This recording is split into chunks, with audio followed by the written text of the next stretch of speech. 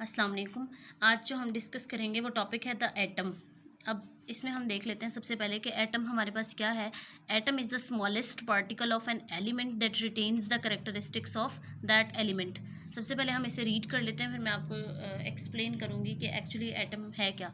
All matter is composed of atoms. All atoms consist of electrons, protons and neutrons except normal hydrogen which does not have a neutron. वो ये कह रहा है कि जितने भी हमारे पास मैटर्स हैं वो सारे के सारे क्या हैं, कंपोज्ड ऑफ एटम्स। अब एटम में हमारे पास क्या क्या है, इलेक्ट्रॉन्स हैं, प्रोटॉन्स हैं एंड न्यूट्रॉन्स। मैं आपको एक एग्जांपल से समझा देती हूँ कि आपके पास कोई भी एटम है, ये आप एग्जांपल देखें। एग्जांपल में आपके पास ये यहाँ पे आपके पास न्यूक्लियस होगा, न्यूक्लियस में आपके पास होंगे प्रोटॉन्स एंड न्यूट्रॉन्स, और आपके पास ऑर्बिट में जो होगा वो होगा इलेक्ट्रॉन।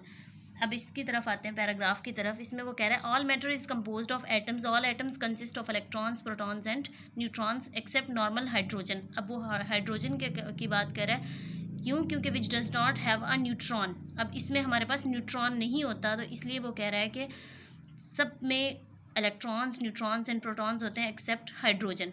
अब नेक्स्ट में वो कह रहा है each element in the periodic table has a unique atomic structure. के पीरियोडिक टेबल में जितने भी आपके पास एलिमेंट्स हैं वो सबका सब has a unique atomic structure and all atoms within a given element have the same number of protons.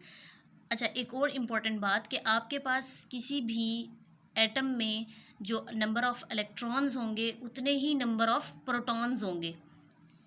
Figure की तरफ आते हैं। आपके पास जो न्यूक्लियस था उसमें नंबर ऑफ़ प्रोटॉन्स और नंबर ऑफ़ न्यूट्रॉन्स की बात करते हैं हम, और जो ऑर्बिट में है वो नंबर ऑफ़ इलेक्ट्रॉन्स की बात करते हैं।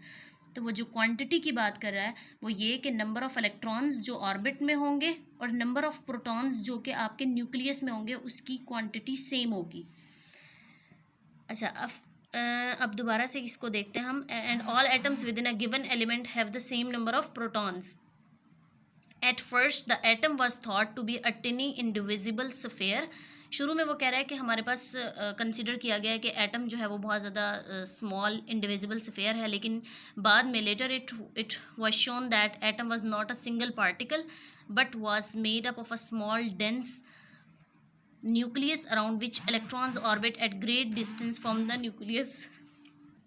अच्छा, हम बात कर रहे थे हमारे पास later it was shown that atom was not a single particle but was made up of a small dense nucleus around which electrons orbit a great distance from the nucleus. अभी जैसे हमने डिस्कस किया है कि हमारे पास nucleus के around आपके पास electrons होंगे ऑर्बिट में, और न्यूक्लियस के अंदर जो है वो नंबर ऑफ प्रोटॉन्स और न्यूट्रॉन्स होंगे, और जो इलेक्ट्रॉन्स होंगे वो एट अ ग्रेट डिस्टेंस, एक स्पेसिफिक डिस्टेंस पे होंगे। उसने एग्जाम्पल दिया similar to the way planets orbit the sun.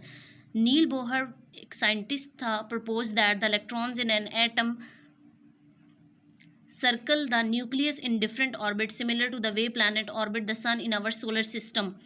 The Bohr model is often referred to as the planetary model. उसने कहा है कि बोहर मॉडल को हम प्लेनेटरी मॉडल कहते हैं। तो जो एग्जांपल मैंने आपको अभी दिखाई थी ये एक प्लेनेटरी मॉडल की ही एग्जांपल है कि आपके पास दरमियान में न्यूक्लियस होगा, न्यूक्लियस में number of protons and neutrons होंगे, और ऑर्बिट में आपके पास इलेक्ट्रॉन्स होंगे। ये इतनी क्लियर पिक्चर नहीं है, लेकिन फिर भी आपको मैं पेंसिल से इसीलिए ड्रॉ करके दिखा रही हूँ कि आपको समझ आ जाए। Another view of the atom called the quantum model. वो कह रहा है कि another view of atom model called the quantum model is considered a more accurate representation, but it is difficult to visualize. For most practical purposes in electronics, the Bohr model suffices and is commonly used because it is easy to visualize. ज़्यादातर हम जो है वो Bohr model को ही use करते हैं। Next में हम डिस्कस करेंगे describe the Bohr model of an atom, define electron, proton, neutrons and nucleus. Atomic number के बारे में देखेंगे, electron shells and orbits, energy levels, valence electrons, ionisation, free electron and ion, basic concept of the quantum model of a atom.